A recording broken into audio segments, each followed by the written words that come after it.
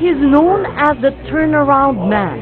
52-year-old Ernest, who became Globe's CEO in April 2009. Globe's answer is to build a much better network. After a brief stint as deputy CEO, when the telecommunications company, owned principally by the Ayala Corporation and Singapore Telecom, was floundering. Today, after 3 years at the helm, the Challenger brand has had 7 quarters of uninterrupted growth in market share. How did you achieve that? Well, the anchor has always been customer centricity. I challenged the team here, and I said we need to be customer centric. We need to come out of our utility mindset, as I call it, because customers in our space really have a choice. And the consumer here in the Philippines, being prepaid, had no loyalty and no contracts with whatever. So we started to design, first of all, the campaigns had to be more hard-hitting, and they had to be more appealing. We wanted to come up with more eye-catching, more edgy advertising that would appeal to the target market. Introducing Prior to Globe, Koo was CEO of BPO pioneer SPI Technologies for almost a decade, before selling it, ironically, to Globe's competitor, PLDT. When the numbers came around, and my partners and I, with the private equity firm, said, hey, you know what, guys, this is not bad. We may want to all exit at this point in time. You were ready for a new challenge, to explore other things. At that point, Globe hadn't even come to the picture. What I really wanted to do was, I was tired of being a CEO, actually, because it's a lot of work running a company with 7,000 people and had constant travel. And here you are. And here I wanted to become a private equity investor. I wanted to help and mentor young executives, young CEOs, to help them grow their companies and bring them to the next level. The 2008 financial crisis got in the way of Koo's plan to set up a Pan-Asia fund. Then Globe came knocking on his door. That's when, Jaime Augusto, Jaza came around and said, hey, you may want to look at Globe as an opportunity for your next move. You're not going to do anything, he said, so why don't you take a look at it? You said it took you about a few months to really assess this offer. What did it for you? What made you decide? I guess it was the challenge, right?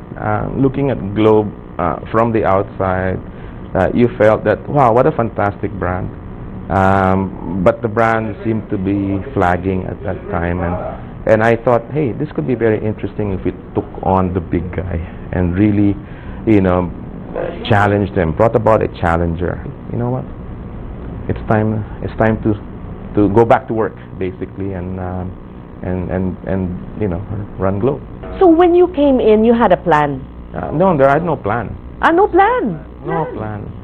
Because I didn't know what was in here, right? Okay. It's kind of hard to devise a plan without knowing what's really going on.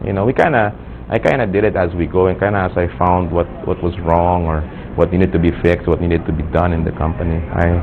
There was like no preconceived notions of what I was going to do. Do you fear anything? I mean, is loss? Do you fear losing? At some point, you have to doubt yourself, because it took us a while, to bring the company back. Of course, having achieved success in the past, I said, if I fail here, they're not going to remember what I did for the BPO industry, right? They're going to remember I failed in Globe. So failure was, you won't even think about it. You had to succeed. Yes.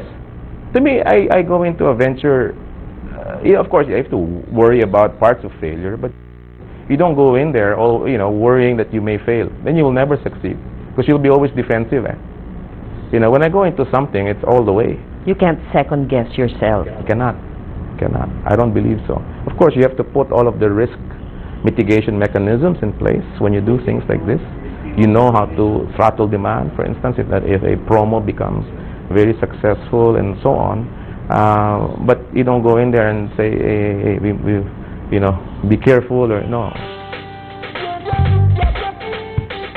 So what changes did you make? I understand it's more casual? Yeah. Why is that necessary? Well, I think it's the overall theme that the new team here is trying to espouse or trying to imbibe in the whole organization. It's customer centricity, right? And if and I felt that we should act more like our customers. Our customers are not in barongs all day. They're not in suits all day. They're probably in jeans. They're probably, they're the masses. A relaxed atmosphere, I think, tends to bring out more creativity, tends to bring out more expression of ideas, and more freedom to do things, more empowering, right? And I try to take it away from a very centralized structure where everything came from HQ, because as an entrepreneur as well, I wanted my people to be entrepreneurs, to think like it. That way we're more nimble, So there was a whole cultural change that we did here to try and bring decision making down to the lower level. Made it clear that old ideas, forget it, don't even try it because it's been tried, right? And I'm not interested in hearing that. I want new approaches, more aggressive approaches, right? And as a number 2 player, I felt that we could not act like the incumbent. We had to take the fight to the number 1. How is the difference in exercising leadership? Well, leadership, I think styles are, my style is the same. The same style I've taken to